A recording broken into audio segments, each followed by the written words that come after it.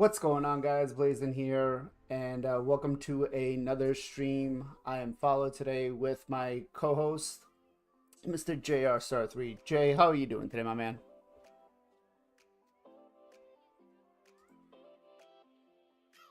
Nice, nice. Um, so I gotta ask.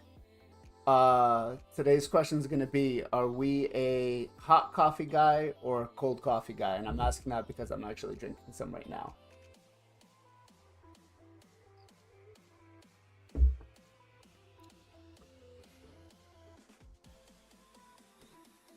Okay, okay.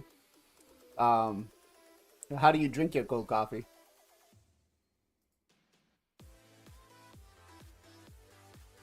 Extra cream. Okay. Any sugar?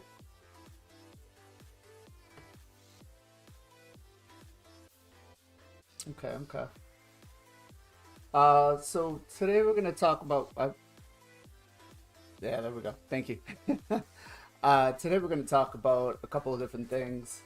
We're gonna talk about the new fusion, and we're gonna talk about a really controversial subject in the community, which is the polymorph. Is I mean, there's a lot of stuff going on about it right now, but we'll get into it. We'll break it down. We'll talk. We'll give our opinions. And we'll go from there. But first things first, let me ask you: are you gonna go for this new fusion?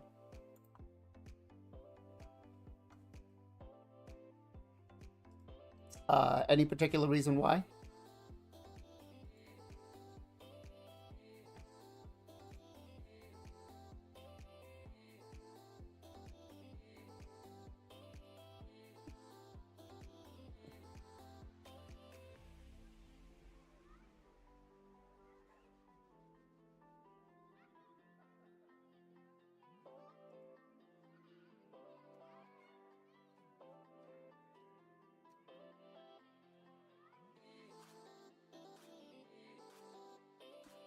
Okay, okay. Um, Let me ask you, Nick, welcome to the stream, man. Thank you for coming. Jay sounds. Oh, he's. Let me see here. Audio. Oh, that's why. Yeah. All right. Jay, say something now again, please. Testing, testing. All right, Nick, is that coming in good now?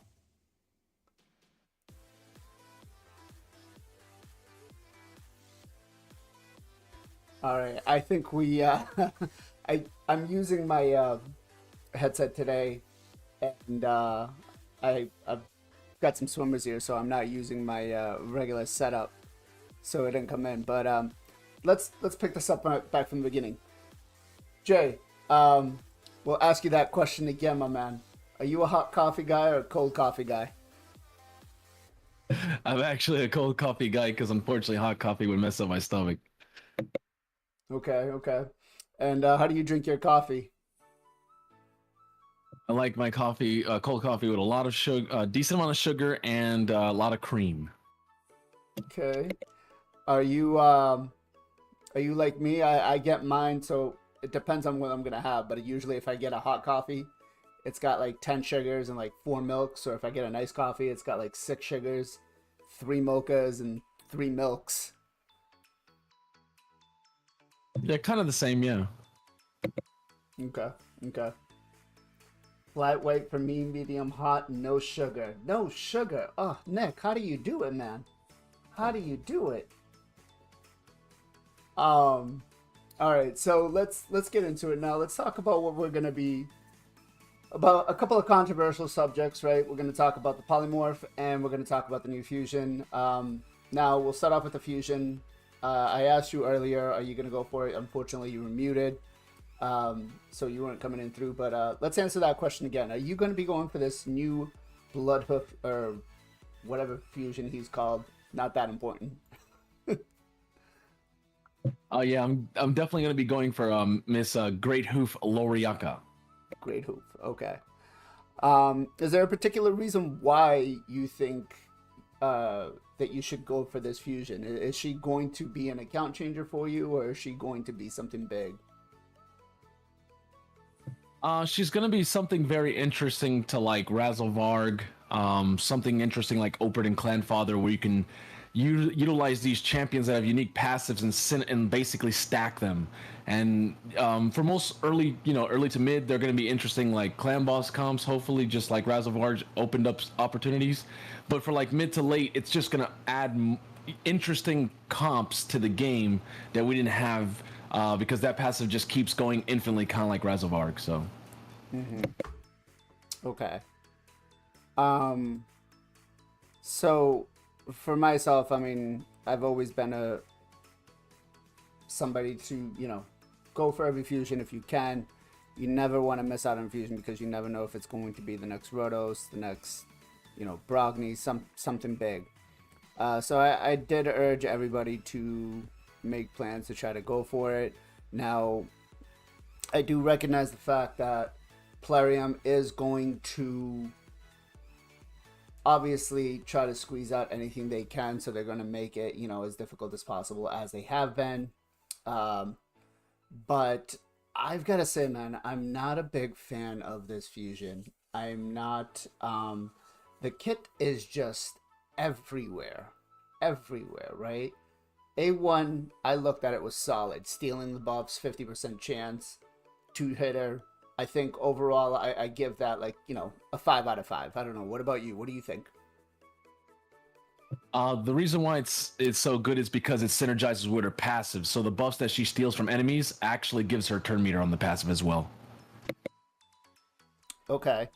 I get that, and we're gonna get into the passive in a little bit because I think that's kind of, at least in my opinion, that's where it kind of screws everything up. I think Nick just put it right. It's impossible to speed tune. But the A1, I looked at it and I said, okay, I'm good with that. We can use it in Clan Boss, stealing that increased attack from the Clan Boss.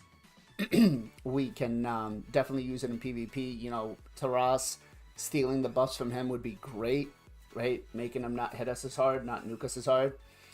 But I'm like, once we get into the second part of it, her A2, now we're talking decreased resistance on the enemy. Now, prior to the polymorph change, it's like you don't really want that, right? You don't really want to have a debuffer in arena because obviously polymorph's going to shape you. But then it increases, 5% turn meter per every buff, per every decreased resistance she puts up. That whole kit, that whole ability, I don't get it. Why put it in game? What do you think? Why would they put that in the game on that champion? So the only thing I can think of is you might be like, let's say you have Grehu Loriaka, and I thought they were gonna make it her A2 a buff. Right? Because her A3 gives a buff, which we'll get there, and her passive's about buffs, and her A1 steals buffs. So it would make more sense that her A2 would give increased accuracy, which is a buff, that synergizes with the rest of her kit. And then she could get turn meter for, which you don't even have to worry, because you just buff everybody up and you'd get 40% turn meter easy just by A2ing. But it's decreased resist, which is the opposite, right? Now, there's two reasons why Plarium probably did it. One, there's not that many champions in the game that have AoE decrease resist debuff. So they wanted to kind of create a unique champion that has kind of like a very unique kit, kind of like Razzlevarg, but then also brings unique debuffs because Razzlevarg actually bring unique passive and then the A3, which was very nice. His H2 wasn't, it's whatever, it's like Leech. Who cares? Like, it's like Vlad does that, right? Other champions can do that. But like, decreased resist is like, okay, cool, Razzlevarg lets me get some lifesteal back, but what does decreased resist really do? Like, if you already have enough accuracy, why do you need it? I think what it's meant to is to combo. So let's say you had a Lady Kimmy. She goes first. She activates her A3, which increases accuracy, increases speed, right? This champion doesn't do neither of those. Then you could use Great Hoof Loriaka to then put the decreased resist to then make it so the other champions could put debuffs. But now, you might say, before the sheep, why was that necessary? So it makes me wonder if they already knew when this fragment champion was coming out that they already knew that they were going to do changes to sheep. Jay, let's be serious. I don't think they know what they're doing half the time, right? They just kind of fly by the seam of their pants, as everybody calls it. They just don't think about a lot of things. Because if they had, and we'll get into some suggestions about the polymorph blessing that they're redoing, they could have been done, but it is possible that they could have maybe thought ahead of it and gotten, you know, some ideas of, oh yeah, let's go ahead and buff sheep this way or nerf sheep this way, as whatever you might want to call it, and we'll bring this champion in. The whole decreased resistance, even with the sheep, isn't going to be a big thing.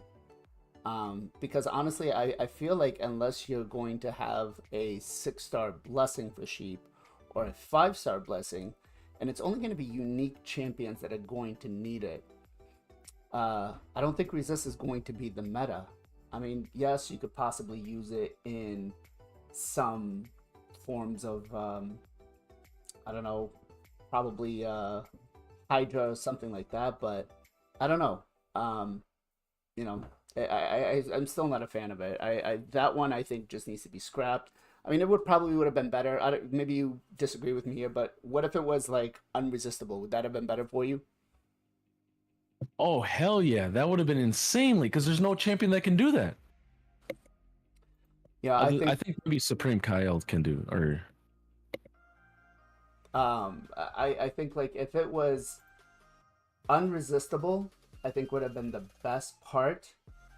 And then I would say just get rid of the rest of the kit. Like, don't give her the turn meter boost on the A2. Just give her the unresistible. And I'd be happy. I'd be happy if she was a Ghostborn, but with decreased resistance. That way you could use it to, you know, combat Mithralas or something like that, right? Then we get into her A3, which I was looking at it. I was like, great. We have a 3-turn cooldown on a block debuffs, and we have 20% increase in turn meter. I was like, this, you know, up until this point, this champion for me screams out clan boss, turn off the A2, just go A1, A3, A1, A3. Turn meter boost will be able to let you get that 2-to-1 comp. I was totally stoked. I don't know. What were your thoughts about the A2, the A3?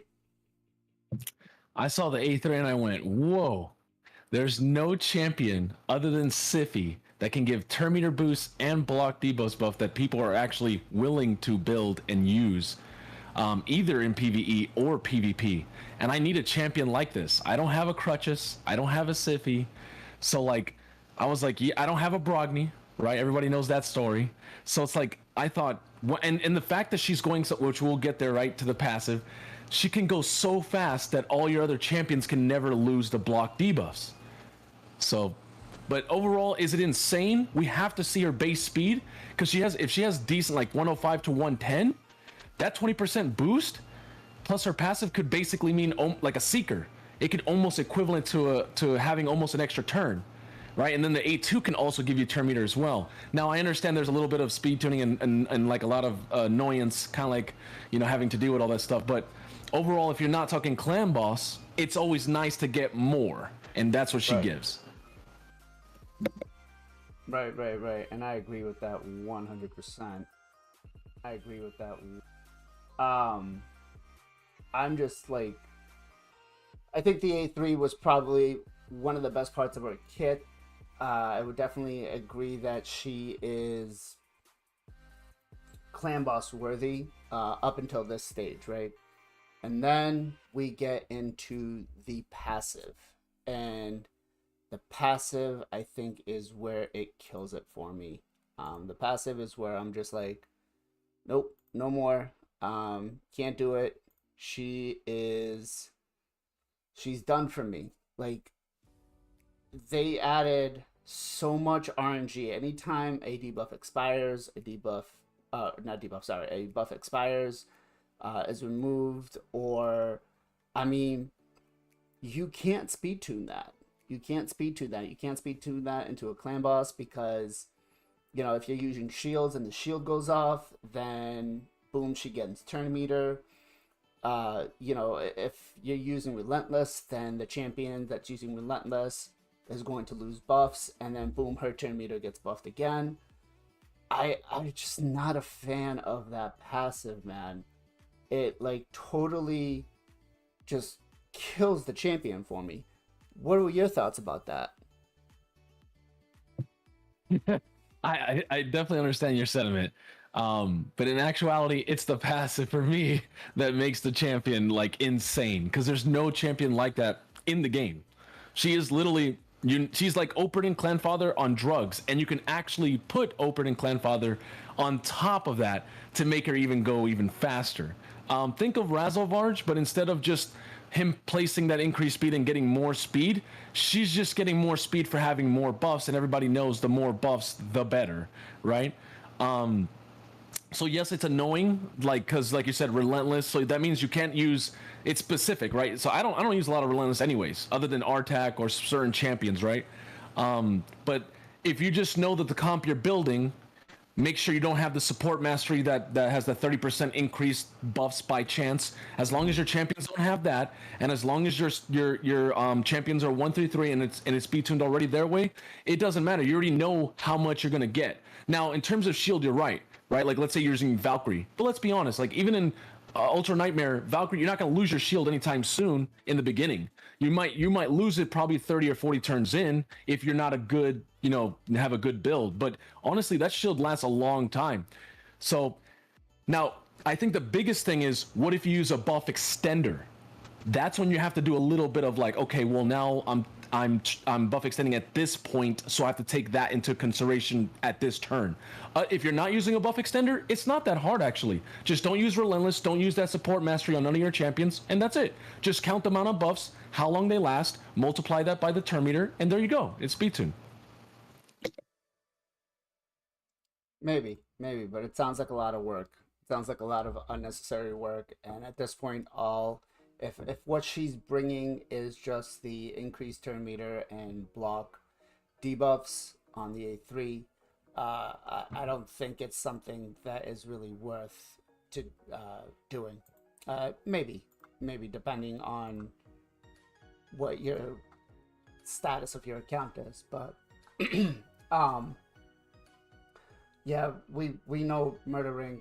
does not have any love for her. We personally don't have much love for Murder Inc. lately anyways, but that's a whole different topic. But yeah, so I don't know. Overall, I mean, I'm still going to go for her. I'm still going to do the fusion. I still suggest people do it because you never know if she does get buffed.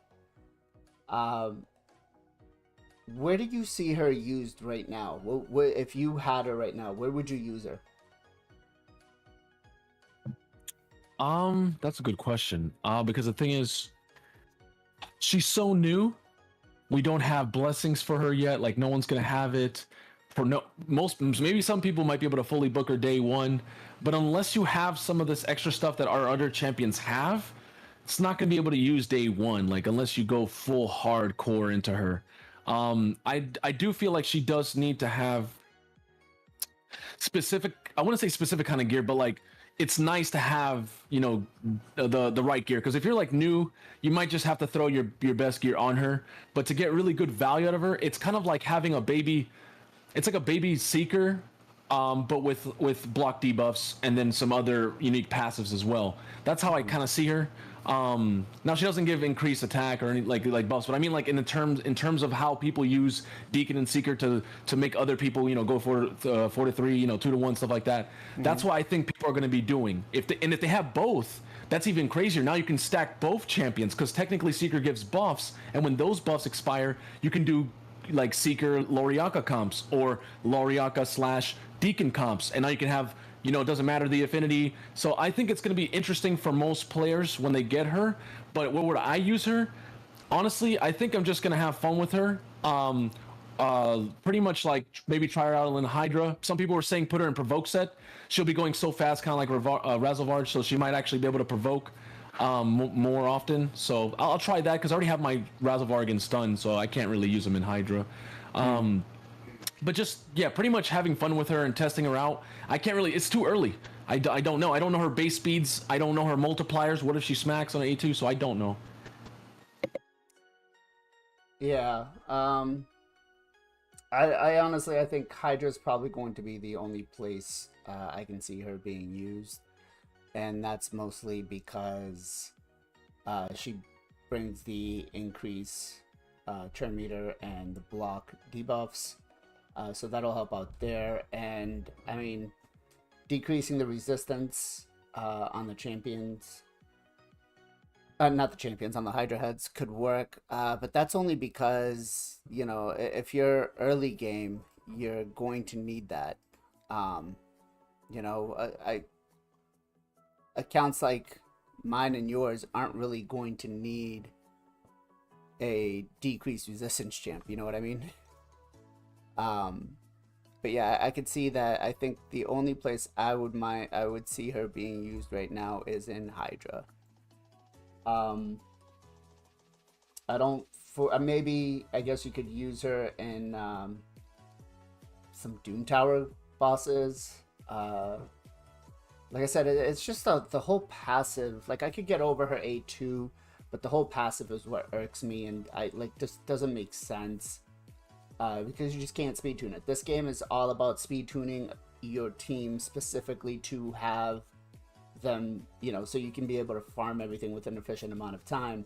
And this champion just doesn't allow you to do that. Now, maybe I'm wrong. Maybe in the next fusion or next month, they're going to come out with a champion that kind of synergizes with her. Or they'll come out with content that, you know, will need decreased resistance, which you did point, there's very few champions that could do decreased resistance. But at this point in time, I don't feel like it's honestly even worth it. I think scrap the passive, do something else. Ideally, what I would love to see, because this, like I said, this champion does scream out clan boss, and even if we left her a 2 up, we could still speed tune that with the Deadwood calculator, but just make the passive where it works a lot like a what's the dwarf that has the block damage one, where, you know, when the stun comes down, it blocks damage anybody who takes more than 50% damage on that hit. On a 3-turn cooldown. I think that would be great, and I think that would make her very solid for a clan boss, and would actually help out a lot of people to get to clan boss. Goffred, yes, thank you, Nick. I don't know, what do you think, Jay? I think she's gonna open up new opportunities just like Razelvarg did. It's gonna be, if you don't have him, well, now you can use great, because the thing is, if you have him, you still need a stun target. Now you have a champion that makes you affinity friendly. You don't need like Doom Priests. You don't need these champions that people always like, I need to pull a Doom Priest. I need to pull someone who has, or some other champion has a passive, or like Skull Crusher who can just take it because he can cleanse it off, or he can just unkillable. So I think it's going to be interesting in that part. You still, unless you're trying to build unkillable, you still need block damage or some sort of buff. But in terms of speed tuning and also not having to work the stun, because a stun can mess up your speed tune just from one stun. It's all over. So yeah, I think it's going to help out. It's going to be interesting new comps, just like Razelvarg came out. So we'll see who comes up with unique things. Hey, Mr. Goldbar, welcome to the stream.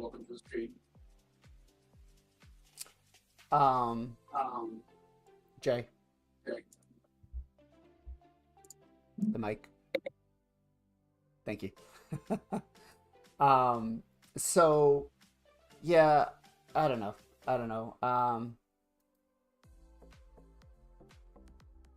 Doom Priest is a great champion. I agree with you right there, Nick. I feel like Doom Priest nowadays doesn't get as much love because we have so many legendaries that can do the job, but when I see it, especially on a lot of account takeovers, she's one of the first champions that I go for. Everybody forgets that she has the speed lead aura, which actually can help you speed tune your team and give you a little bit of a cushion on the speed. So I just did 2 clan boss takeovers, and I used Doom Priest in both of them, and I used her aura too. So yeah, so overall, you're recommending that people still go for the fusion, at least seeing on what's going to happen with how difficult Plarium's going to try to make it. So, and I think I'm with you in that regard. I agree. People should definitely go for the fusion as long as Plarium, doesn't make it that you need to pull 20 sacreds to be able to get the fusion, Not saying that Plarium wouldn't do something like that, but you never know. So I want to ask you a quick question here. This is Plarium's 14th anniversary, right? They've gone through, we're not even going to talk about the Bannerlords event. How's it going, Being Useless? Welcome to the stream, man. That was a whole big mess within itself, but we've got, the Galen Pack event. Does this feel like an anniversary event to you, Jay? Does this feel like it's something they're celebrating? Okay, so there's they always, at the beginning of the year, they always have their Plarium celebrations, and then they have their raid celebrations. So people mistake, one for the other, but it comes literally one after another. Like next month, it'll be another one. So they technically, in a way, they celebrate almost too much straight, because one for the company and one for the actual game itself. They're doing good, right? If they weren't doing good, they wouldn't be celebrating. So that's a good thing. That means that Plarium as a company is doing good overall, and that means that's good for us as players, knowing that we're not just gonna be milked and in 2 years or a year they're leaving and saying, hey, we're not focusing on raid no more, and then you go and everyone just lost money. So that's a good thing for the future of the game and the company. Now, in terms of some of their anniversary stuff, like we had that 4th anniversary thing, that was pretty cool. We got a lot of free stuff for that. Some other little things here and there, but yeah, you're right. They kind of hit and miss with all these just tossing, but it's kind of like I always tell people, you don't have to go for everything. It's not like FOMO. You don't have to do everything in the game.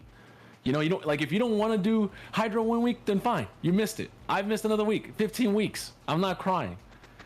But it's just like, yeah, I try to go for the events that I see like huge value. If I see like, oh man, that's worth my time to, maybe spend a little bit, or my, invest my resources, then work on it. I'll give you an example. Deck of Fate.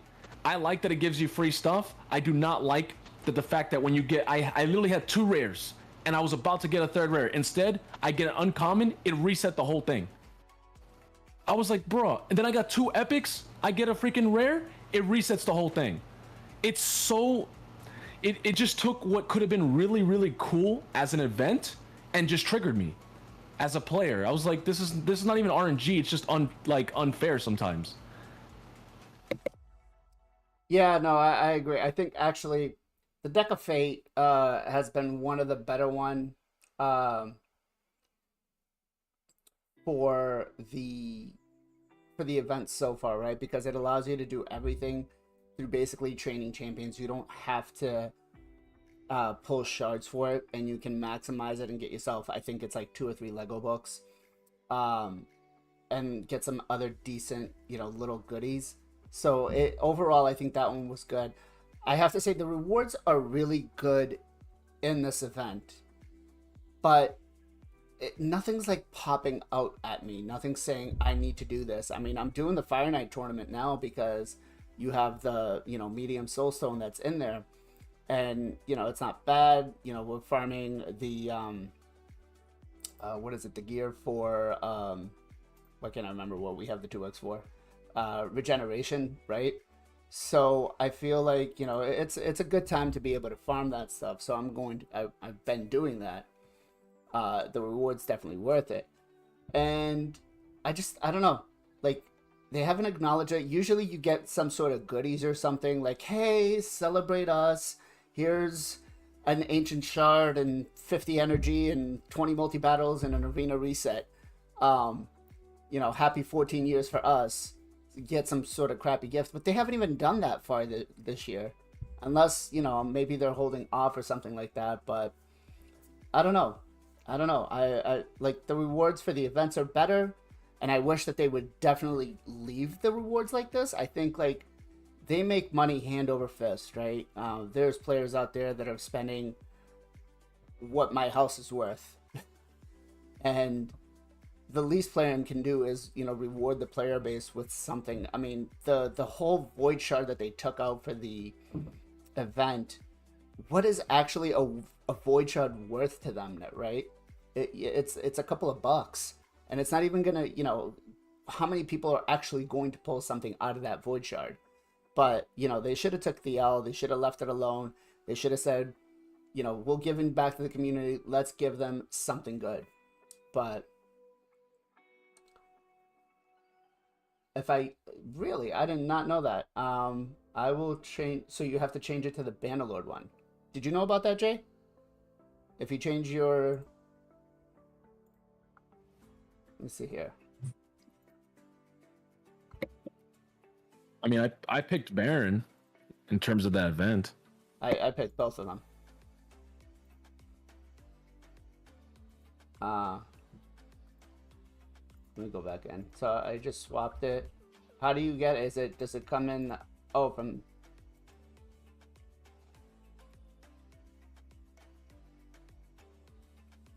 It's in the news.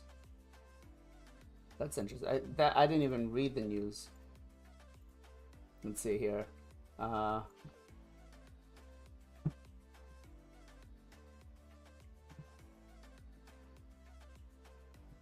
Let's see, bio players. I don't.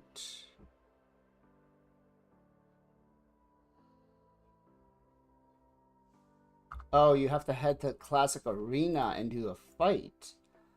Okay, did you know about that, Jay? Did you know that if you change the avatar and then you went and did an arena fight in Classic Arena, you get some goodies? Pick an easy fight here. No, I didn't even know that. Wow. Shout out to Being Useless and Nick, man, for letting us know. That's how you know as content creators how focused we are on certain things and we don't really pay attention. Let's see here. What do we get? Did we get anything? I don't know. I didn't see it. It just did it, huh? Maybe I'll have to log into one of my old accounts and see if that's the case, but oh,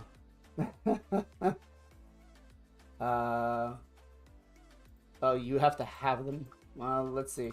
I'll throw them in the lead too. But while I'm doing this, let's talk the big controversial matter here. Let's talk about polymorph. Man, oh man, are people pissed? Are people upset? There is so much stuff going on about polymorph.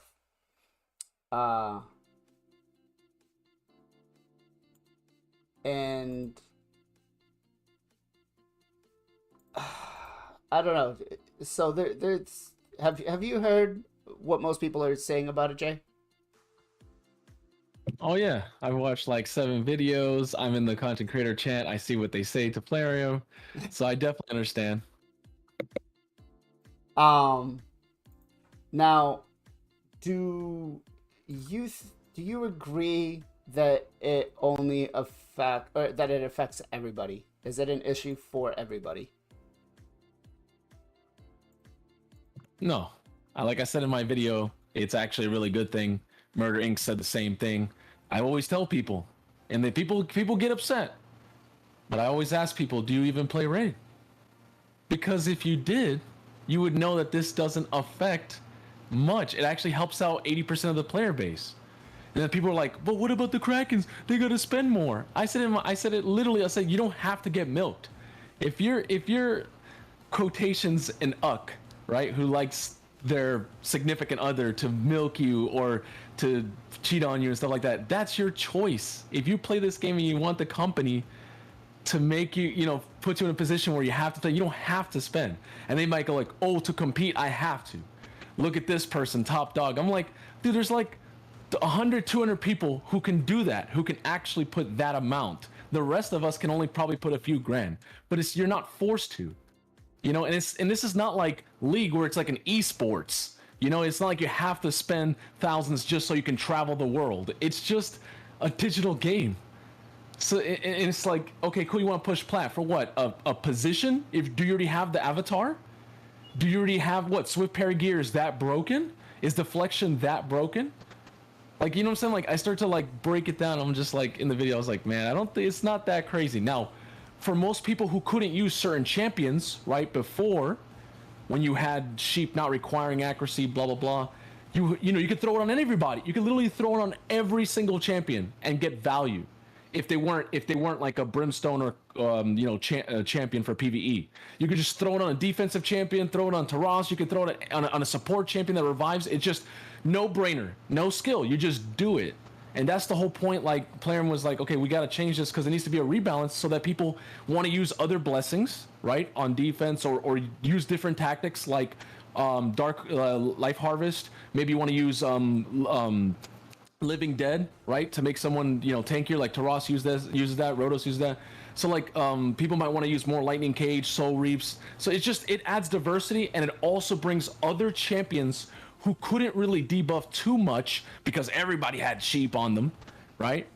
But no one's gonna put. I mean, some champions you might still be able to put accuracy on, like Mighty Uko, because you already have to build accuracy on that champion, even though he's a reviver. You build him a decent amount. You're not gonna build 700 accuracy Mighty Uko, right? Because he's a reviver. You got to build him somewhat tanky, maybe Stone Skin, maybe whatever set you want, like Swift Parry. I don't know, depending on the prerogative of the player.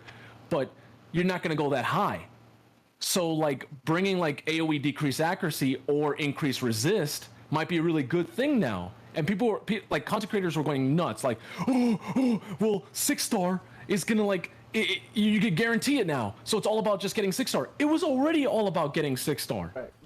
It's just we knew that it was gonna take a long time to get 6-star. Now people are saying like, no, you must have 6-star. You know, it'd be like, I guess the best way to explain it is that if you've ever had someone you loved or so like a dog or cat, and you're so used to something, right? But when you lose it, you want to mimic or have that exact same thing. So the player base is like, oh, we're losing Sheep, but wait, we can have Sheep and better now if we get the 6-star. You always wanted to get 6-star anyways. It didn't matter what blessing it was. It's just, and we knew it took longer. That's why people were buying the Soul Stones, because they wanted to get people 4-starred, 5, 6, eventually. Not just for Sheep, but just in general. But yes, now you might be like, well, I'm more incentivized to spend because I want to get those Soul Stones. But it's still RNG. You know what the chances of you getting a champion that you actually want to use, especially when it's only arena, it might be a PvE champion. So it's still RNG. I don't know. It's just kind of crazy until they make the wish list like a 10x or really, really, really good. You know, there's other games that if you put the wish list and you pull a leg, it's guaranteed to be that, like a banner system, right? I play other like gachas and it's just better. I in terms of shards, I pull 2 Legos during a 10x Kimmy, no Kimmy. In 6 shards, I pulled 2 Legos and no mercy, nothing. I got a Cupidus, which I said no Cupidus. I got one again, so my like 3rd or 4th Cupidus, and I got a Blood Gorge. Where's my Kimmy? Like I like literally said, where's my Kimmy? Like, cause it's not. It's like, bro, like the chances of 2 in like 6 shards, and I still don't get the champion I want. It's just no. Like other games, I either get guaranteed. You can guarantee if you get the next Lego you get, or high champion or character, or the next one after that, you know, where I get dupes, and I can literally combo those dupes. We have a dupe system in Raid, but other games you have to fuse them together to +1, and kind of like, well, it's not a +1, but it's a different like star system. But yeah, anyways, overall, I think this is a good change for most of the player base, and the Giggle Whales, you don't have to spend. You just don't. And if you feel like you do, maybe you should play a game that's free, like League of Legends, where you don't have to spend it. It's based on your skill. Because just too many people are going nuts and saying it's going to ruin for everyone. It's not. I can literally think of 50 to 100 champions that I can pull out now, I can use Great Hoof Loriaka, which is a new fragment summon, because of this new change. But, you know, I digress. You seem pretty passionate about it, Jay. You seem pretty passionate about it, not gonna lie. So I here's the thing.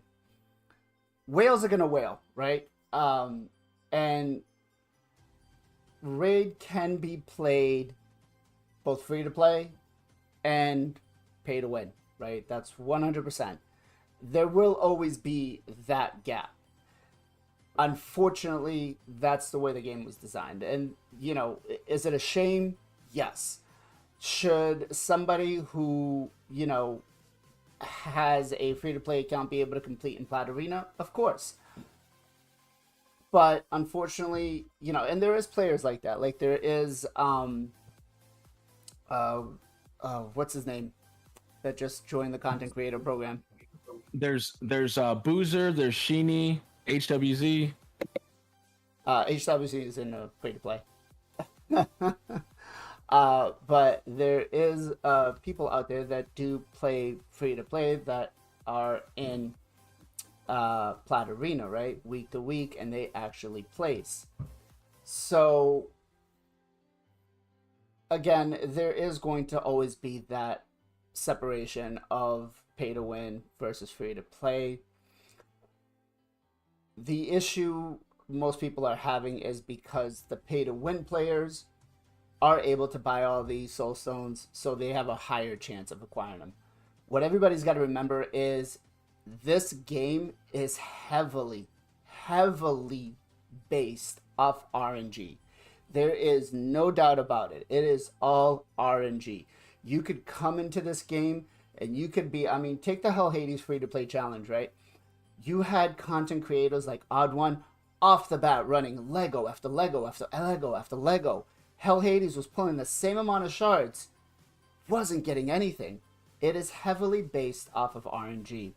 And so, you know, you could have a player that is going to get a 5-star blessing for their Ramantu or for their ultimate DK. And you could have somebody that's going, that could, you know, and that player is a pay to win. And then you could have somebody that's free to play, pop their first soul stone and boom, gets a 6-star blessing for ultimate DK. Now, you know, it's literally, that's what people have to understand. It's all about the RNG. Yes, the whales, the mega whales, the krakens, even some of the guppies are still going to be able to always be better because they spend. And the only reason that they're going to be better is because they just buy more RNG. That's it. Will this hurt the community? I don't think it's going to hurt. I feel, you know, the pay-to-win players are still at a slight of a disadvantage, right? Because now what you had that was automatically being, you know, a guaranteed chance to get is now you have to base your accuracy. So maybe you can get your, you know, resistance to kind of offset it. It's going to change. The meta isn't going to be the same anymore, which I'm kind of happy. It's going to introduce a lot of changes. You know, you may get people like Ramantu back in the meta to come up and strip with, you know, a polymorph blessing if you have it on him, right? But I think it's going to be good. Now, did Plarium do the right thing by just making it so accuracy was the, you know, the issue, was the nerf that they called it?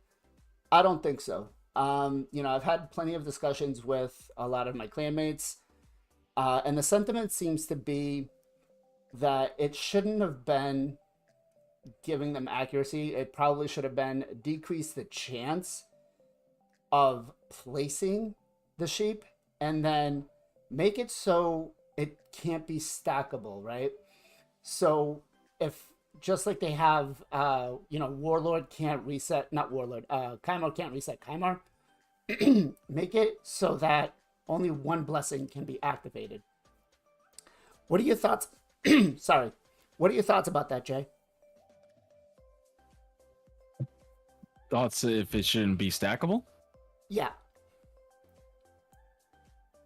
Is that the question? Yes, sorry. I mean, like, I could still have one champion that resists all four of them. So I don't mind if it's unstackable. Well, if it is. So what I mean, It also maybe I'm not explaining it right. well. So deflection can reflect a polymorph. Can it? I did not know that.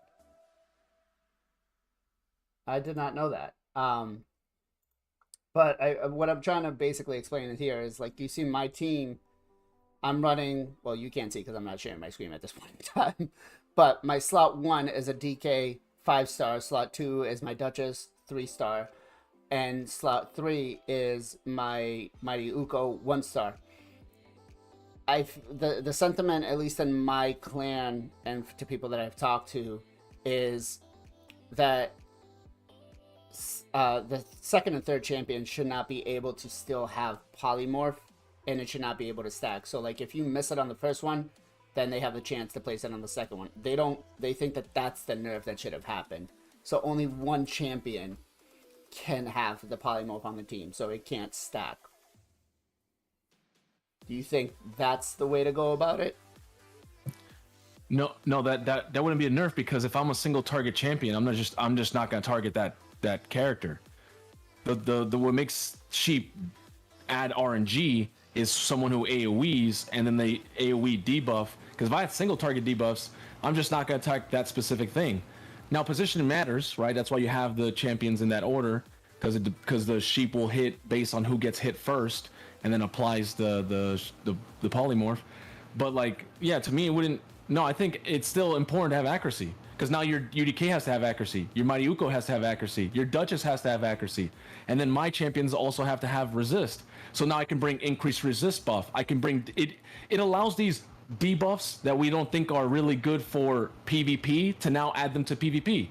Decrease resist, increase accuracy, decrease accuracy, right? Increase resist buff. It can become I wouldn't say meta, but it can become a unique strategy, especially in live arena. Because it's like, oh, you try to cheat me? Nope, you got deflected. Oh, I resisted it because I have an increased resist buff. You see what I'm saying? Like, it just adds new type of things, and that's important, because that's what we need is diversity. Like you said, we need to be able to bring different champions. It can't be like, oh, it's only top 20 champions, the same champions on defense, the same champions on offense. That's a boring game. That'd be playing like League, and you only play like the same 3 supports, the same 2 junglers, the same 2 mids. Like, that's not fun. The unique thing is finding, right? Like, Raid is about finding the build, the unique champions, building them the way you build them, not cookie cut everybody in stun, Mighty Uko and stun, everybody putting UDK and stone skin. Cool, if it's strong, yeah, it makes sense, do it. But, like, just, cookie cutter and everything, it's just kind of like, it makes you wonder, is like, am I playing the game, or am I just copying people and just seeing if I'm better than them at doing the same thing? So I don't know. I don't know. I have some mixed feelings about that. So I definitely agree that it should not be able to stack, right? Because it should be, lower it by 5, maybe 10% of placing it, to deter people. And then, yes, building the accuracy is fine. There's certain champions now that are going to come in. But I can counter everything you just said by saying, I'm going to bring in my Baron who doesn't debuff. And now, if you have Sheep, right, as long as I don't use my Baron's A2, if you have Sheep, it brings that blessing. There's no worth in that blessing, right? It's not going to make it beneficial for you. So I don't think, it's still going to be, I think what Plarium is trying to do is bring the increased accuracy and increased resistance, because for some reason they see that those buffs aren't used enough in their analytics, and so they want to make sure people are using them. But the thing is, the meta is still not what it was back in the day, right? Go first, strip buffs, and then nuke. That's not the meta anymore. The meta is wait it out, go slow, and whoever's, got the slowest is going to win, or the strongest. But you don't bring nukers anymore that are going to place any debuffs or anything like that. So, I feel like just bringing in a Rotos, bringing in a Baron, something like that, like a Hefrak, who's going to double nuke, that's what's going to actually work to your side, not buff stripping. Now, again, buff stripping may work with like a Ramantu. It could possibly work with a Warlord, depending on, if other champions on the team have intimidating presence at a higher stage or not. But let's get into you. You made an interesting point. Do you see people building their Duchess or their CPs with accuracy?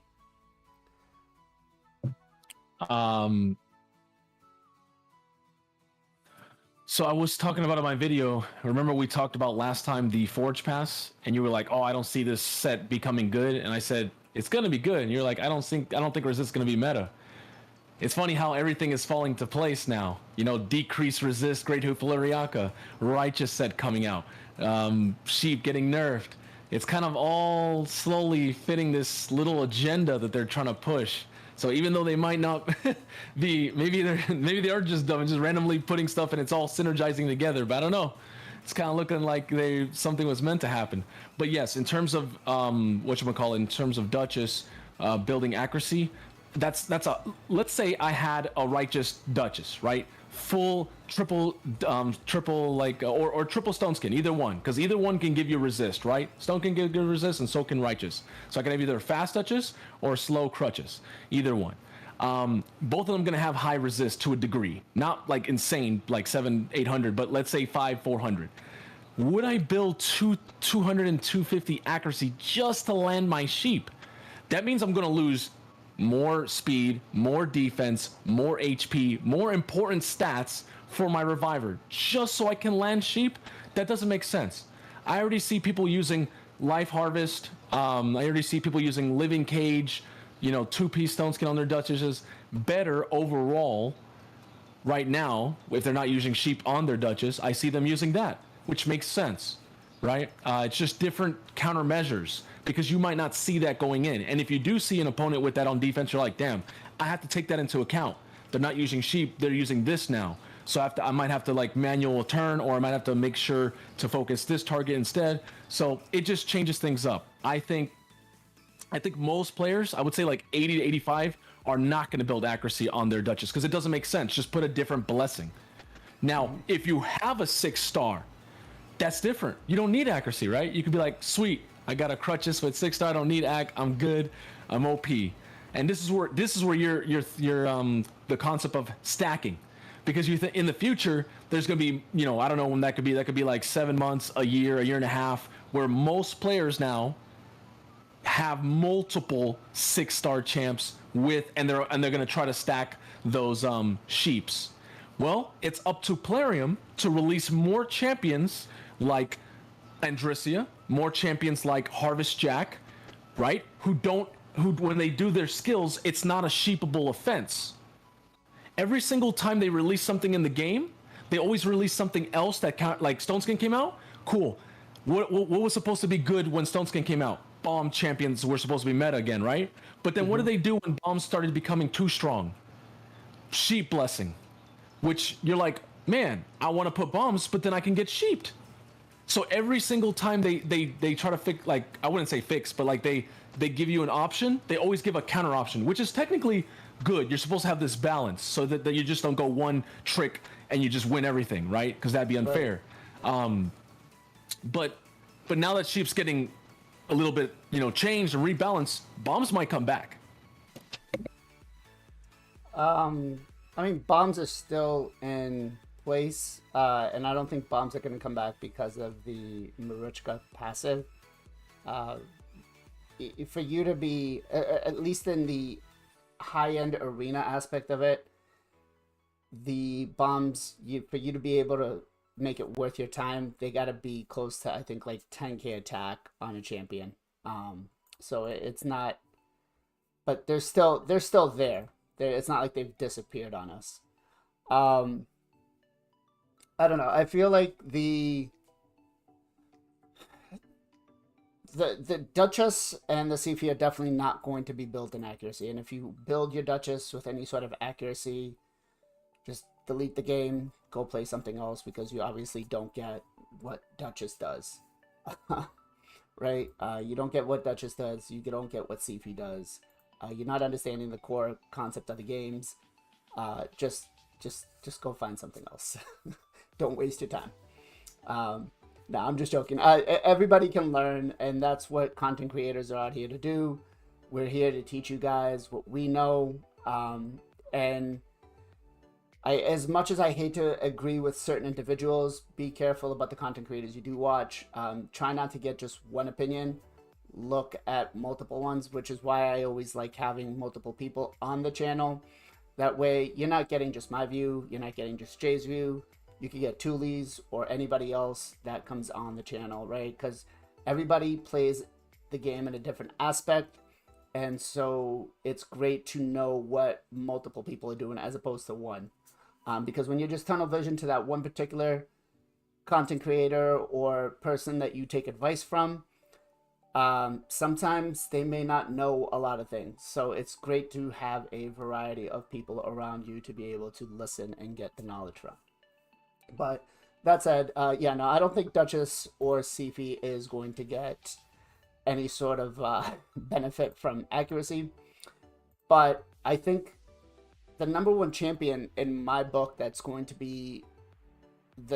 benefit this is going to be UDK. I think he's going to be the one that you, no matter what, always build with accuracy, and you're going to take the polymorph blessing for him 100%. So the only issue I see with what's going to be going on now, though, is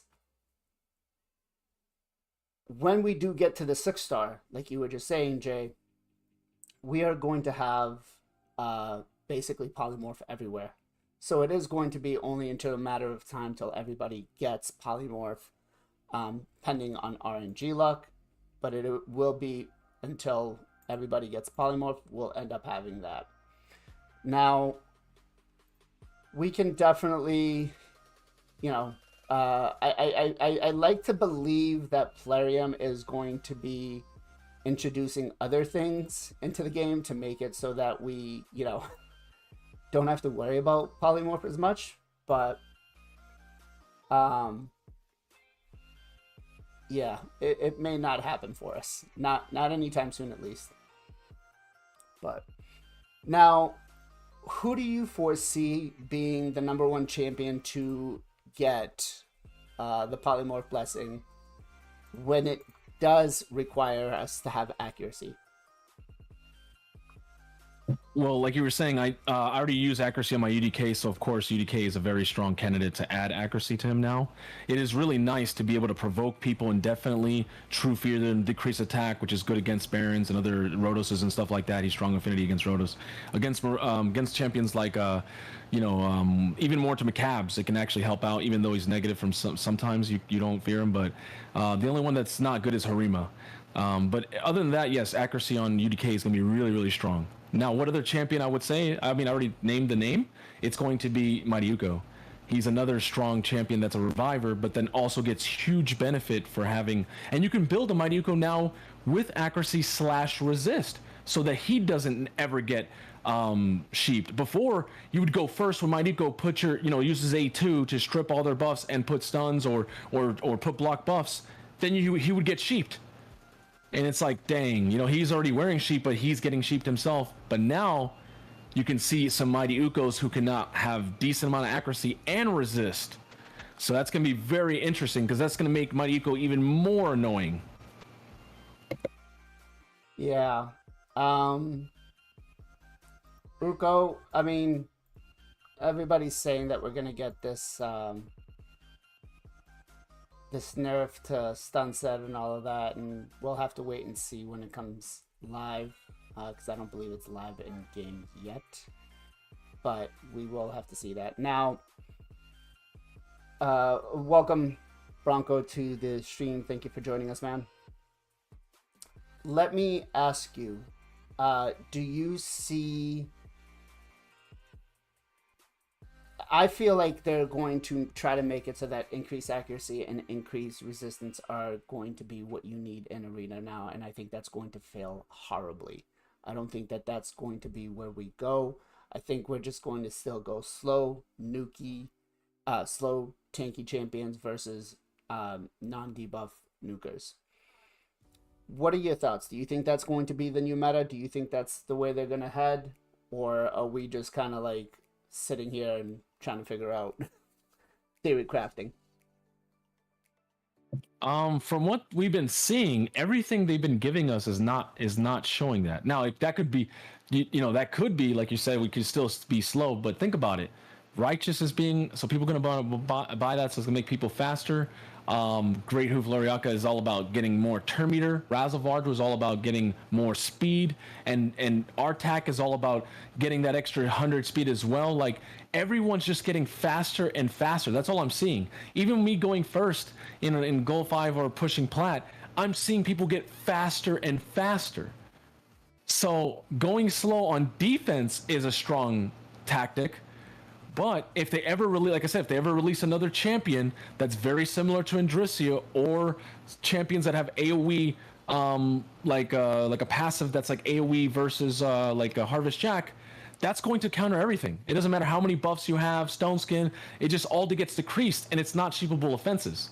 So if a champion like that does come out after Great Hoof Loriaka, that is going to be meta. And it doesn't matter what buffs you have, doesn't matter if you have Stone Skin or if you're slow. The slower you are, that's going to be worse, because then they're going to lap you like insane, especially if they have a Lady Kimmy, because you're going to get decreased speed now, you'll never get a turn. I've also seen a lot, I've been noticing that as well, especially in live arena, man. People bringing out certain champions back to like using. I was like, wow, that's pretty interesting. People bringing out of the vault. So I'm actually kind of stoked. I hope it changes the meta and gives us a whole bunch of champs, that are going to be useful again. Kind of like when Cupid is Venus became a thing. Different. I want to see different things, especially epics. And maybe some new Legos that can change up the game, just kind of like how Mighty Uko did, kind of like Pythion did. We need more things like that to add in, because of course you can't add everything. It's impossible. So that's where it comes to diversity and who chooses what. Some people like to use triple Rotos. I mean, I think it's cancer, but it's all up to the player. I don't know where you've been, Jay, but triple Rotos is definitely not meta. It's usually a +2 at this point. It's all about empowerment of your champions.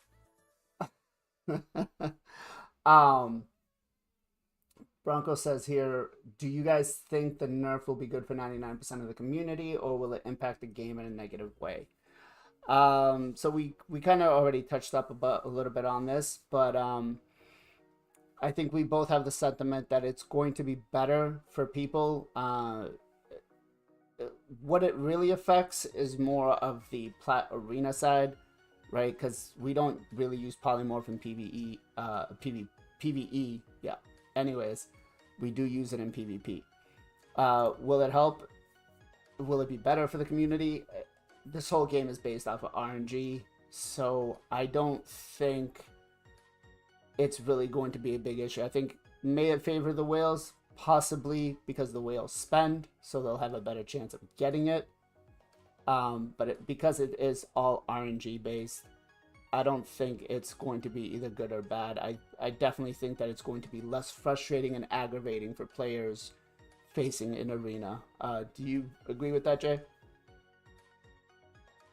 Yeah, it's a good change for everybody except for like the top 5%.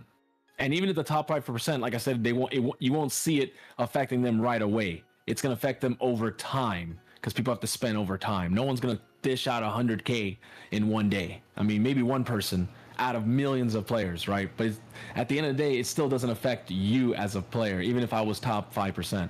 It's going to affect them over time. And for us, the rest 80% plus, it's going to take even longer for us to affect us. And even by then, there might be another great equalization. Just like how I said Artifact Ascension would rebalance the game with a lot of people. I mean, I have a player that's literally not even a year, and he's on Nightmare Hydra. I've been playing the game 3 years, and he's already in Nightmare Hydra. So it just goes to show you, and he's not even artifact ascending his gear at all. Like he's starting to. He's just starting to. So I think it's gonna be very good overall. I'm happy that the blessing is being changed this way. And for people saying that it shouldn't be guaranteed, I mean, 6-star Brimstone is guaranteed. Why shouldn't Sheep be guaranteed? If you're gonna get that lucky to get it or invest, you should get something back.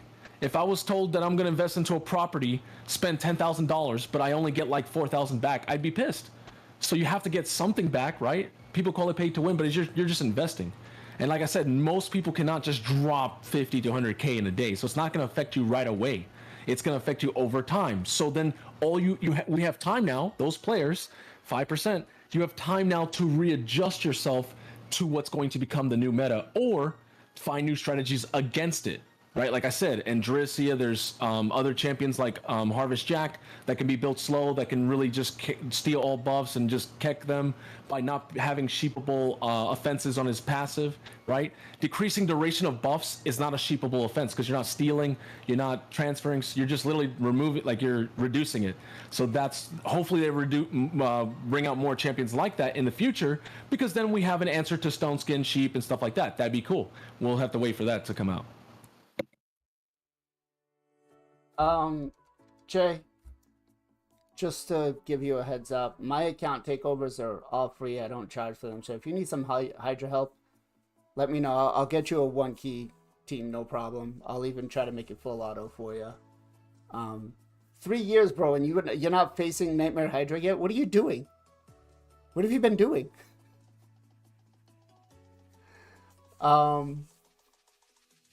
Yeah, no, I want an answer. What have you been doing 3 years and you haven't done Nightmare Hydra yet? What were you asking me? I said 3 years and you haven't been doing Nightmare Hydra yet. What have you been doing? Just like I said, I don't care about Hydra. What do I... Okay, before, when there was no Soul Stones, why would I care about Hydra? What, for Stone Skin? I didn't care about Stone Skin. I wasn't sitting trying to build 100 champions in Stone Skin. Right? I'd rather farm the gear, which the most important gear is through dungeons. You don't farm that there. If Stone Skin was there, that'd be different. I'd be putting more energy there. You only do Stone Skin because people maybe they want to build slow, right? And they want to follow the meta, which is go there. I'm anti-meta. This is why I'm saying stuff like in Drisia, Harvest Jack. I use different concepts to counter what people are doing. So why would I spend 2 hours of my life doing 3 keys for content that I'm not going to use that gear anyways? Now, if protection was a little bit more stronger and like 50%, 60% chance to protect buffs, I would be more incentivized to be like, dang, I got to go do Hydra because I want that gear, right? But overall, it's not a serious thing for me because I'm just playing the game, building champions, finding new comps, having fun with the game. That's what I do. If all I did was just push and that's all I did, no takeovers, no nothing, who cares? Like that's all I live for is just to stay one day, stay up till 4 a.m. to do that. Then yes, I have to go do Hydra, but there's no rush. I'm on Brutal. I can do Brutal now. Why would I rush to do Nightmare? If I rush Nightmare, I go, okay, what do I do now? Go do Sand Devil, go auto farm everything else. I'm going to get bored. And then, then either if I'm not spending, right? If I'm not spending and getting good stuff for my spending, I'm going to get annoyed. I'm going to get annoyed that I'm not getting good farming gear from Hydra. I'm not going to get good champions that I'm getting RNG'd. And I'm going to be like, man, screw this game and go for another game that's going to give me better dopamine. Right? So that's why I never rush anything. I take my time. Same thing with Hard Doom Tower when it came out. Why aren't you on bubble 90? Why are you still on 50? Why are you still level 40 and you're doing normal? I said, it takes time. Not only was I helping other people's accounts and doing other things off stream or other things that are not my account on other people, right? I'd rather help other people get to where I'm at. I didn't see the value of doing Bumble 90 anyways. That'd be like flexing and being like, oh, I finally did it. I got that one sacred shard. Ooh, I didn't care. Eventually I got there, built out champions, finally was able to do Bommel with 5 different teams on floor 90. That was more fun than just building one champion that can solo it or building the most best team that can do it, right? And finding and actually playing the game. That's how I get enjoyment. So I don't care if it takes me another 6 months to do Nightmare Hydra. I don't care. If I miss yeah, I hate missing it. Trust me, it sucks. But when I wake up, I used to get really upset. I was like, oh man, I missed Hydra. Oh, how could you do that? And then now I'm just like, it's normal. It's like missing like maybe one faction war, or missing my Nightmare, Ultra Nightmare and Brutal Key. Sometimes I only do Ultra Nightmare and Nightmare Key. I forget to do Brutal because I'm doing my work or I'm doing other things behind the scenes that are not raid related. So you know what I'm saying? Like, so to me, it just, that's not a priority. I always tell people, it's not a race. It's a marathon. It takes time. If you rush everything, you just get to the end. You just get to end game, and then you go, "What do I do?" Okay, just do Planet Arena. But what if Planet Arena is not your prerogative? Then what do you do then? There's nothing to do. You build champions to 60, and you get them. You mastered up, and where are you going to use them? Hydra? When you use them, Doom Tower. There's no new. You can be like, okay, do hard Fire Knight. Do the hardest content in the game, right? Like hard Fire Knight, hard Dragon. Do all this stuff. There's like I already did Sand Devil. You know, if they started releasing more, like, you know, more Iron Twin levels, more, then I'd be like, okay, shit, I need to really, get my gear on point or get everything artifact sended. Like, then it's different. But that's just my take on it, and I've always told people you should play the game that way, because if you're not a whale, if you don't care about player pushing, then there's no point in rushing. You know, it's like real life. Why am I not a millionaire? Why am I not, joining the elites and doing all that stuff? Because that's not my prerogative. I'd rather, in a way, enjoy life and its memories and move on the same way. So that's just my opinion. The chat is loving you right now. The chat is loving you. No, I get where you're coming from, enjoying the game. And again, it is a game. It is here for enjoyment. I can't tell people not to do that. I do see some people that just rage over everything. And I used to be that player back in, I don't know if you ever played World of Warcraft, but I raided with some like of the top end teams, or we were like server first. I think like the best ranking I had with my guild back then was like, we were 10th in the world on taking down the Lich King. And that was like literally, we were like 40 hours a week raiding, 20 hours a week, work. It was hard. It was like, and we were the type of people, you were in 25, you were getting called out on if you did anything. But I used to raid with vodka back in the day. And yeah, it was insane. I did it for years. I did it up till like the end of Wrath, beginning of Cataclysm, and then I just kind of dropped off and it went more casual. But yeah, it was fun. It was great being competitive, but it brings a very toxicity out. But Duskin, welcome to the stream. Jasper, welcome to the stream, guys. Thank you for joining us. So, by the way, again, the Hydra thing, if you do need help, I got you. I can build you the full auto team, no problem. I've been kind of specializing on that, but yeah, we kind of went off a topic, but so let's talk about some champions that I feel are going to benefit the most off of this polymorph blessing that we're going to be getting, and the changes. Do you feel that champions like Kymar are going to come in now because you can buff strip and bring his buff strip back, and then because for the most part right now in the meta he's not buff stripping? Right, he's there just for reset or to push back turn meter on the A1.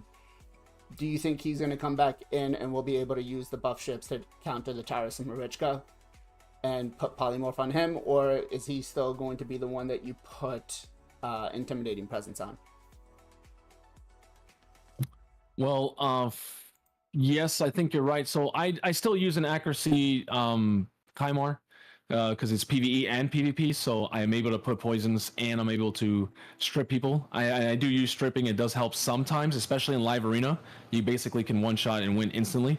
But like I see what you mean. People have transitioned more to a resist Kymar, so that you can just, of course, if they have Warlord or Yumeko, or just so you don't strip them at all, you don't want no accuracy. I can see that from top players, but that's a very, very small minority. Now with the sheep change, will that become even more a thing? Yes, because I said that accuracy champions now, like Mighty Uko and like you said, Kaimar, are going to now be more incentivized to have both. It's going to be the first time, in my opinion, in the game where it might not be every player, but there are going to be some players who build their champions not insane high accuracy or insane high resist, but a balance. So you might see like 500 ac, almost 500 resist, right? Or maybe like 400, like 400 instead of like having 900 ac or 800 ac. So you might see that, which overall could be really good because you don't get control too much. There's not the RNG of getting maybe like a stun or something happening, like a decreased attack. So that might be very interesting to see how that works. And it just gives them value. Like you said, I can be a champion that can reset, strip you, and be put you into a sheep formation as well, and ignoring your sheep debuffs. Like that's just really, really strong. This is another reason why I said Righteous, right? Righteous a gear. If you put accuracy chest piece on Righteous and put an accuracy banner, yes, it's not perception, but now you have a decently fast Kaimar with high resist that has a decent amount of accuracy as well.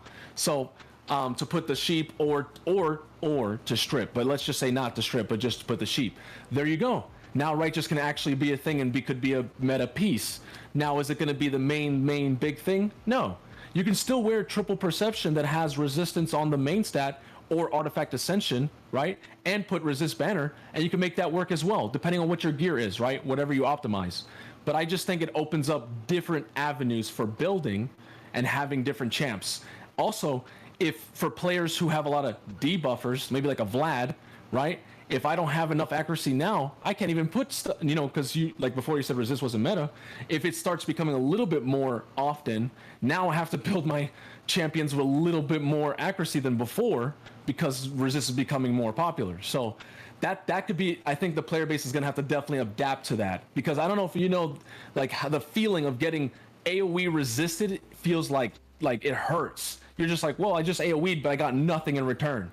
Like, unless it's a smack, you just lost all your debuffs. None of the enemy you saw full resist on the screen, and you're like, wow, I just wasted a whole turn. It's really demoralizing when it happens, and that's a good thing, right? Because the resist is a defensive stat technically. So, I definitely can't wait to see how that's going to affect the future. Yeah. So, do you think this is going to affect anything on PvE side for Polymorph? Do you think it's going to make players choose PvE Polymorph for PvE, or just keep it still at PvP?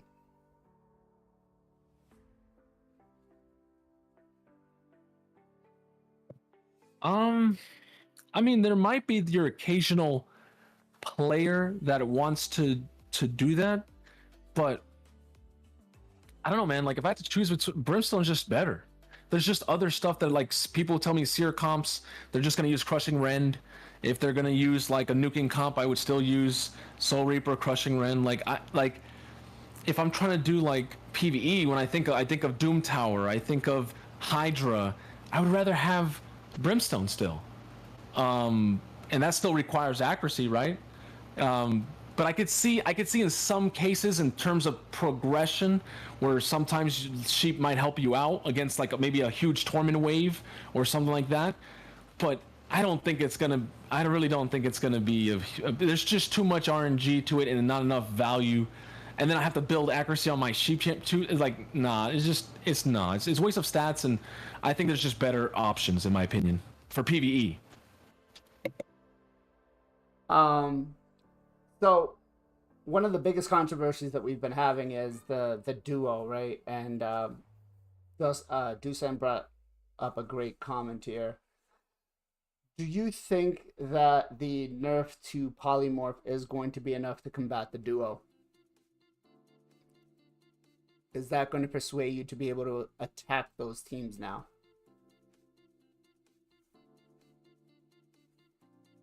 That's actually a good question, because I usually avoid them. But you know what? I might actually want to attack them differently now. And do different, like I said, like bringing these different debuffs and buffs. might actually change. But that's the thing, if people start building, let's say they start building slow Marishkas, right, with like double stone skin, which some people do, but like let's say they start building, instead of high HP, because she basically heals everyone based on 40% of her max HP, what if they start building high resist?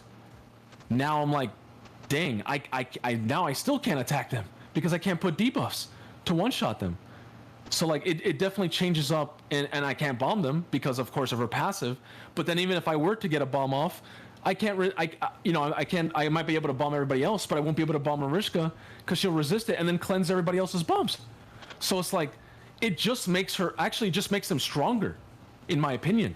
I don't think sheep itself is gonna make them stronger. I mean, in terms of the resist part, like I was saying earlier, how people might transition to building that. But building accuracy on your sheep champion I wouldn't build accuracy on my Marishka, honestly. I wouldn't. Unless I could get at least a minimum of 200. People were saying just against like a certain type of champions, but I'm like, let's be honest. Most of our nukers do not build accuracy. Like even my Harima has less than 200. She has like 170, right? We don't want to put debuffs because we don't want to get sheeped. But yeah, like, that's what I think is going to be interesting is, will there be nukers, right? Not like Rotos, but like, will there be other nukers that have to build now, not just damage, but build a little bit of accuracy and resist, which sounds nuts because that sounds like an ASDD champion with resist. But will there be certain champions that now have to build a little bit of resist and a little bit of ac as well, if they're not a resist comp? But that's why I think it's going to change everything up, because how do you know that? How do I know that you're going high resist? I don't know that till it's too late. I have to attack you, put debuffs, and go, well, man, I'm kecked because I don't have increased accuracy on my team. This is why I think increased ac is going to come back or be very strong, because it adds a layer of I'm reducing different options that you have on your defense.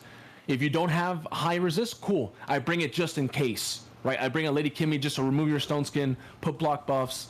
I can have Lady Kimmy at 500. I don't have to have too much ac, right, on my Kimmy, but I can have a little bit of resist just in case you do have multiple stone skins, right?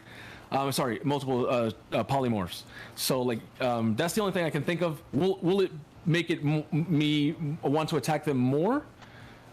Personally, I think it's going to make me want to deviate even more overall. Now I don't know because I haven't pushed plat with the new changes, but once the changes come in, I think we'll be able to see the data and see what people are actually doing on their defense and see if they're actually going. If they don't go and they just keep following what everyone says, don't build resist non meta, just slow and build a little bit of ac, fine. Then we have options now to counter them because they're not actually thinking outside the box, right? But if there's going to be, there's always going to be that one person who does a video or says, look what place I got in plat, like top 50 or top 40, and then people go, what? He built his champions like this, and then people follow suit, and then everybody does that, and then it becomes meta.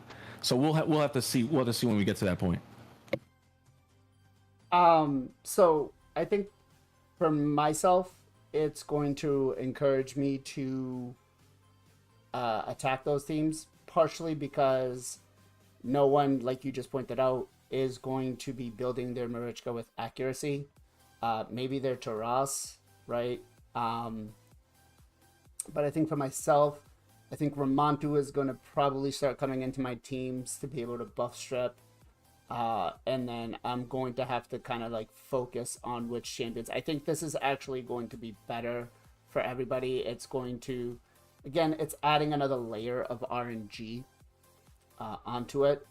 And as much as you want, it's still going to affect a lot of the players. But we did have Deucin here that is talking about the Rhonda being built with resistance because of her A2 that is unresistible. So they're, and I heard this amongst a lot of players in the community that they're building their Rhondas really fast, really tanky, support, and just basically trying to focus with that A2 as much as possible. What do you think of that strategy? Do you think that's going to be viable for a lot of people? Yeah, I don't have a Ramantu yet, which I know you might be like, why not? I'm on the way there, right? I'm about to hit gold tag team arena, but you're right. Ramantu's going to come back. I honestly think he's going to be huge for live arena, huge for plat pushing. Not well, maybe depending on certain person you're attacking, of course, but he's going to be a little bit more usable now, right? Especially because he blocks passives, which if Mariska is a very common champion and Taras, then you want to block them from using those passes, right? So that's going to be very interesting as well. In terms of Ronda doing the whole block passives and block actives as well, being in not, and you know, that's not unresistible, so you don't have to build no AC, and then you can build, since you don't have to build AC on your Ronda, you can build resist now, which is a really interesting thing, because I was using Stone Skin when Ronda first came out. I was using Stone Skin on her because I didn't have block debuffs buff, right? I don't have crutches, so I was like, Stone Skin's gonna protect her, and now I can go put the A2, and then I can spread those buffs with like Harkin, Great Blade, or any other spread champion that I have. Kind of like doing the whole Astrolith bomb spread thing. I was doing with that, and I made a video and showed that in my stream. So that's gonna be very interesting as well. I do think Ronda's gonna be a very, very strong candidate now, because most people have her for free, right? You didn't have to really go hard, you just basically got her. So yes, I do think she's gonna slowly come into the offensive meta in terms of countering defensive comps. Okay. I don't know yet. I mean, I do have Ramantu both on my alt and my main account, Jay, so stop sleeping. I don't think I'm going to switch her to a defensive build like that with a high resist, just because I think she still provides a lot of viability in dealing with UDK and dealing with the Rotos and a lot of other really... I mean, Ronda counters Rotos, Harima, UDK. She can counter just about every champion in this game, and she is way too powerful, in my opinion, to use her as a support rather than a damage dealer. So I would rather just build her Nuki and just try to get as much out of her as I can, hopefully by, you know, abusing her passive as much as possible. But yeah, so do you think Mithrala is going to be a controversial for me, because she's got both accuracy and resistance, right? And you build her in a unique way where her accuracy kind of gives her more resistance. Would you put the polymorph buff on her if you had it? Yeah, and now she does. And now when they have polymorph themselves, she has so much resist, she's never gonna get polyed. So she can have poly and never get polyed. So she can place debuffs, you mean, and she's never gonna get polymorphed. Agreed, but with her resistance being 700 or 800, you know, which is what most plat players have, 700-800. Some of them actually even like 1,000 resistance. Who do you think is actually going to be able to debuff her?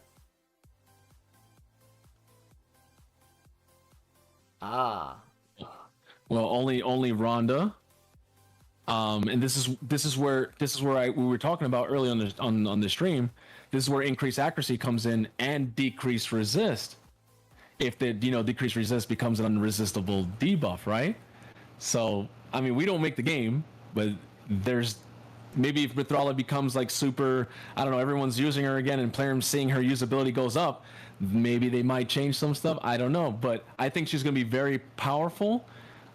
She was already strong, right? But she's kind of slowly, gone out of the deep. Like you're not seeing as many Mithralas unless it's like Tag Team Arena, right? You might still see her there, but you're not seeing her as much, and I don't see her as much in Classic or sometimes in Live a little bit from time to time, but not really. But yeah, like she was used when she came out, or when people were getting her, she was on everyone, like almost everyone's defenses before Taras Mariska, right? But I definitely think with the new change, dude, that just sounds insane. To be able to petrify people, to be able to sheep people, to be able to have your nukers spread with hex, to be able to cleanse poisons, like it's just too much. And she can sheep and not be sheeped. That's just too much value, in my opinion. And maybe righteous on righteous, you might get some value from just triple perception, but maybe you want to build different champs with righteous now. So I don't know. We'll see. I'm definitely gonna have to rebuild my my Mithrala. I think she's gonna be really good. I was already using Sheep Blessing on her, but I stopped using her a lot. But I might actually try to use her on offense now, honestly. Okay. Okay. Yeah, I still see her in Plat Arena when I start pushing, at least at the lower stages, as the cleanser built in like immunity. If you're building your Mithrala and Stone Skin, stop it, put her in immunity, put her untouchable, make her be the first one, build her properly because she deserves it. So before we finish the stream today, we're just going to briefly touch upon Call of the Arbiter, the last episode. And, you know, we're not going to give too many spoilers here for people who haven't watched it. I mean, probably already, half of the people that are on the stream watching us now have already watched it. But, Kale and Elhain, were you expecting that? No, but it makes sense because Dark Elves and High Elves are against each other. So it's like this whole Romeo, Juliet kind of situation. So I should have thought that in my head. I'm like, dang, that makes sense because they're against each other. But man, that was definitely a shocker, especially with when they went a little deeper, if you know what I mean. Mm-hmm. Now, let me ask you: do you think the next fusion after this one, or the next Void Legendary Champion we get, is going to be the daughter of this this passion? Do you think they're going to push out a little bit of content with that? Oh, possibly, but it's never been hinted since this is so new. This has never been on like a Plarium forum. This is like, it's so brand new because that wasn't canon. Kyle, like he was a loner, so the fact that they added Elhain to it changes up his whole like concept of what people thought of him as a person and his like lore. So I don't think no one saw that coming, and if they do that, release like a child version or something like that, that'd be really cool. I think that'd be the first time anything like that has ever happened in Raid, because there might be love tandems, right, like Cupidus and Venus, but there's never been a offspring or another character that comes after, right? So that'd be interesting. Nick just brought something up. We have Dark Kale, regular Kale, Supreme Kale. What if we have a new champion that's a new starter, Son of Kale? What do you think about that? Wait, like a female version of Kale, or male, female, Son of Kale? That's the champion's. Oh, right, Son of Kale. Oh, they start doing like they do like, okay, like oh, I see what you mean, like how Pokemon had like their regular evolutions, but then they have the baby versions. Yeah, like you can have Son of Galek, you can have Son of Athel or Daughter of Athel. I definitely see how that could be a thing. I didn't even think about Athel and Galek. Oh, that would be an interesting one. All right, let's bring it back to PG-13. All right, so it's been a lovely 2 hours. I know we started the stream a little bit late, but we will definitely make this up to you guys. Jay, shout-outs. You got a shout-out this week? Honestly, no, man. I've been really like busy and stuff. I mean, actually, you know what? No, I'm gonna give a shout-out to Murder Inc. Okay, because I usually tell the player base, right, when people go crazy and everyone gets pitchforked and angry, and he literally did the exact same thing that I said is, do you even play this game? He literally said it. He's like, and I was like, bro, it just feels good when someone actually like uses logic and doesn't go crazy, pitchfork, like believes everybody and follows all these content creators and actually uses their brain. Like that's what Raid is. It's a hard game. You have to think out the box, and if you don't want to think, you could use your wallet. Okay, make it easier. But most of us can't all just do that. So we have to think out the box. And I think it's important for players, if you're gonna play Raid long term, that's the way. finding different strategies, being able to, progress using your own way of playing. And I want to shout out Murder Inc. for actually putting out multiple videos on the sheep blessing, not just the first one, but then the one after. He actually basically literally said, look, what are you guys going crazy about? So I'll definitely give it out to him. Okay. I'm not gonna lie, I'm gonna be blunt. I have always liked Murder Inc. up until probably the last couple of weeks, where he's been, I don't know, watching his videos. It's gonna be tough because I don't want to insult the guy because he does good work, but I think he goes about calling out the other content creators for even stuff that he's done in some of his videos, right? I think he goes a little too excessively, but we'll leave that at that. Like, I'm not gonna go too far in it. My shout out's actually gonna go to one of my viewers, which is Being Useless. This guy, I mean, him and Nick is another one. They play the game so much, and like, if there's anything I missed throughout the week, I'm getting messages from him every day. Like, hey, this is going on. With the whole Ronda thing, he's the one that brought it up to me. With the whole being able to summon the extra champion while having the Ronda chase still active, he brought it up to me. So my shout out's going to go to him. I appreciate him. Very, very helpful. I've actually done a lot of work on his account. I like, messing around and going onto his account and doing stuff. Great guy.